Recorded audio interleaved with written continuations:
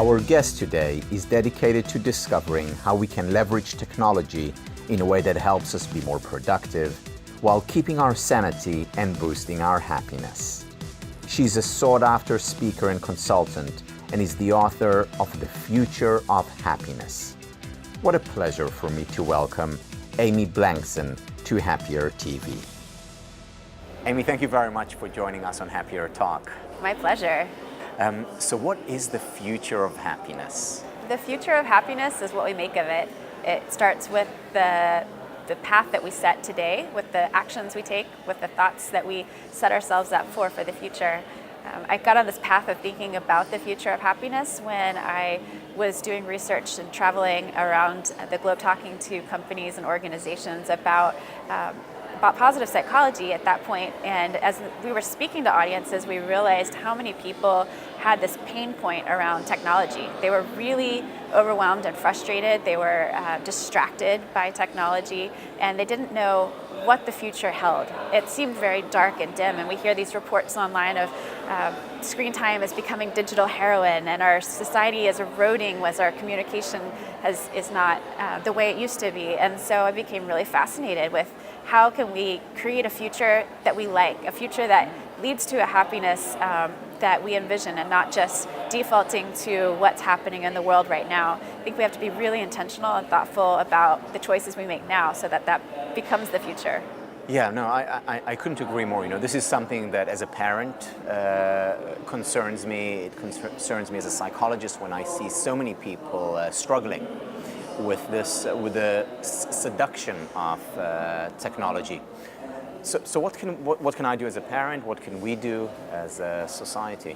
So I think that setting boundaries for ourselves and for our families and our workplaces is going to be crucial to our success in being able to train ourselves. So I talk about it like invisible boundaries. Like you teach a dog where an invisible boundary is. It turns out that a lot of the dog training programs have these underground wires that when a dog crosses the line, they'll get a tiny shock. We don't necessarily want to shock people, but I do think that there's some value in having some sort of boundaries when the internet and the cloud is not something we can see. So we need to have something in our path to know when we're moving towards the edge of something that may not be good for us. And what's interesting about so many invisible fences is that once a dog is trained, the owners no longer have the program on. It's just something you know where the boundary is. And I think what's happening right now is that we're in uncharted territory. We have grown up in this society where we don't really know where the boundaries are with technology. And I remember being in, I think I was about 15 when America Online came out. I'm dating myself here, but you would get these AOL CDs in the mail, right? And they'd say 30 days of free internet. And if you plugged it into your computer and listened to enough ear-splitting noise on your modem, you could get online, whatever that meant. And so I remember going online every day after school, and I quickly learned that after the 30 days went out, they would mail you another CD, and you could start surfing again, exploring. And so that's how I learned about the internet.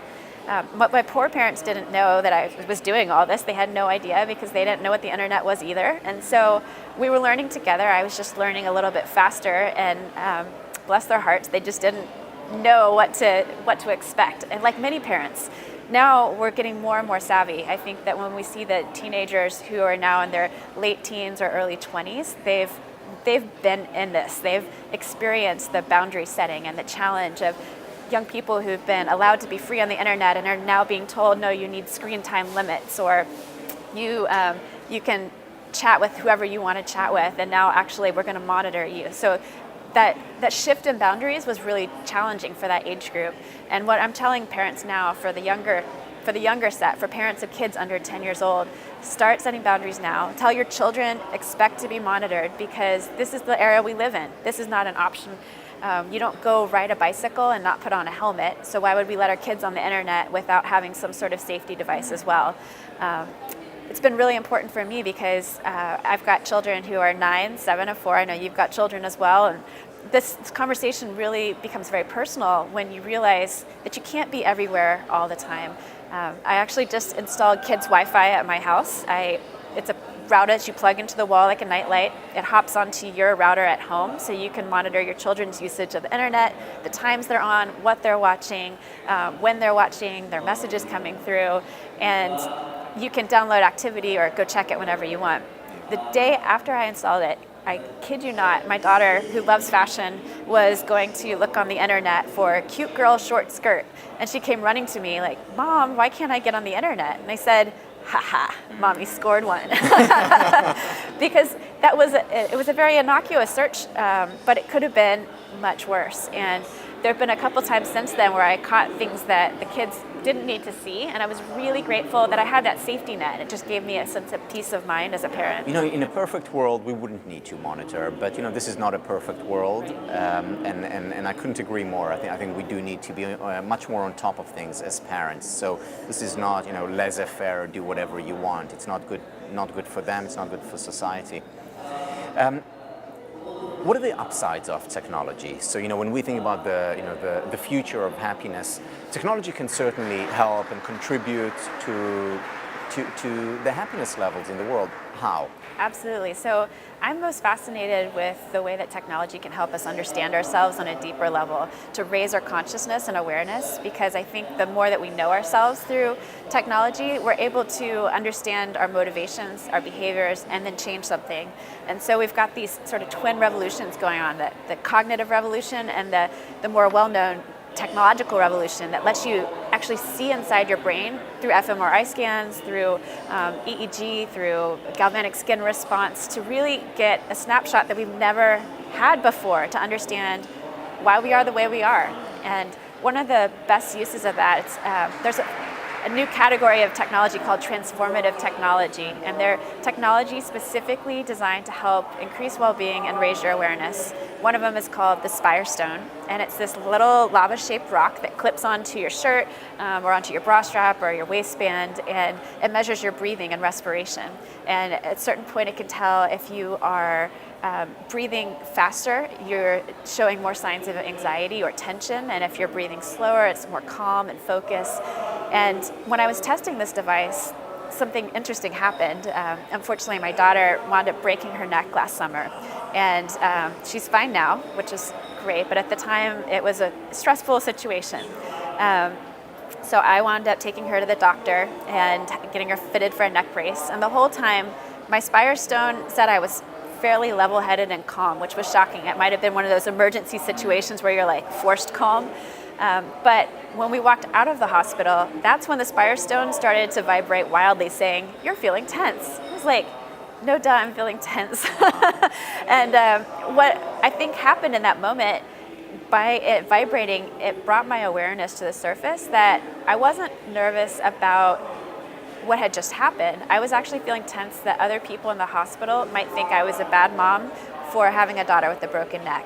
And that's not what I wanted to be thinking about, nor who I wanted to be, but it was a genuine emotion. And so in that 30-second feedback loop, I was able to say, hey, you might be feeling this, but right now who I want to be is the mother who's being there for my daughter. And so I could shift my direction and pivot.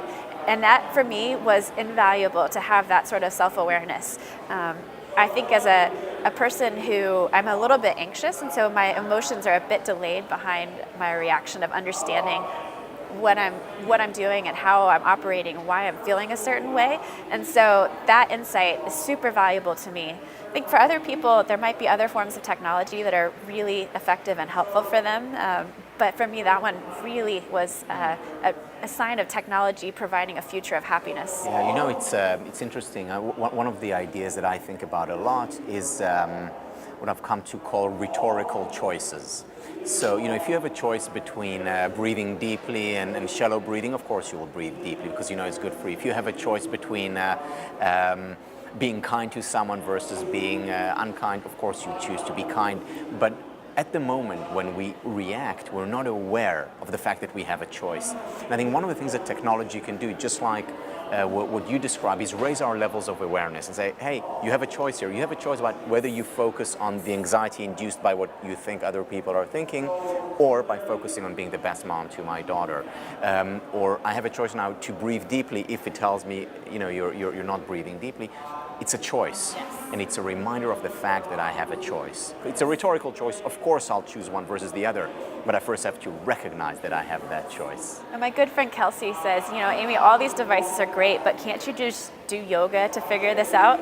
And I said, sure, you can do yoga, but I've known about yoga for years and I haven't followed through on it. So sometimes maybe I need something else, or maybe I need yoga and something else, and that those different strategies become ways to help with fallback in case you start to feel depressed, or you're going through something that makes you anxious, or you need to increase your focus level. That we need multiple strategies, not just one approach. Yes, exactly. I think that's the key, to have complementary Yes. approaches. Another thing with technology, of course, is, and you refer to it, is the biofeedback. Yes. So to tell you how you're doing in terms of your heart rate variability, or in terms of your stress level, or are you sweaty palms, so that you can become more aware Yes. of where you are, and then take appropriate action. Anything from deep breath to changing your focus. So technology can be our friend. I've been really fascinated lately with effective computing. There's a whole effective computing lab for emotion awareness at MIT, and the media lab, the goal is to help provide greater awareness of emotion. And so they have this mood meter tracker where it will reflect in a camera what you're feeling on screen. And so it will show you, are you feeling happy, are you feeling sad, what's your valence level? And in doing so, it not only raises your awareness, but it's learning as well. And where the future of effective computing is going is towards things like autism, where you can help develop emotional awareness for kids who have lower facial awareness or social cognition, or with individuals who have Parkinson's disease, who have lost the ability to manipulate their face to tell jokes like they used to. Now they're able to study what's going on within an artificial intelligence environment, and then be able to use our mirror neurons to replicate that and to create that feedback loop. I mean, it's phenomenal what is coming, and I think that if we can capture some of this technology and use it for its highest and best purposes now, we're going to be such a better society. Yes, so the key is to learn to put restrictions, limitations on the unhelpful parts of technology, Yes. and then at the same time to use it. I call it fuse it or lose it. So fuse the good stuff, lose the bad stuff, and try to tip the emotional scale towards the stuff that's good for you, to put it in common terms there. But I think that that's a very helpful mantra. Is this something that's helping me, or is it something that's hurting me? Is it something that's a distraction, or is it something that's fueling my potential? Yes. Will it help my kids be happier or not? Absolutely. Good. Thank you very much, Amy. I must say, the future does look happier now to me. Thank you so much.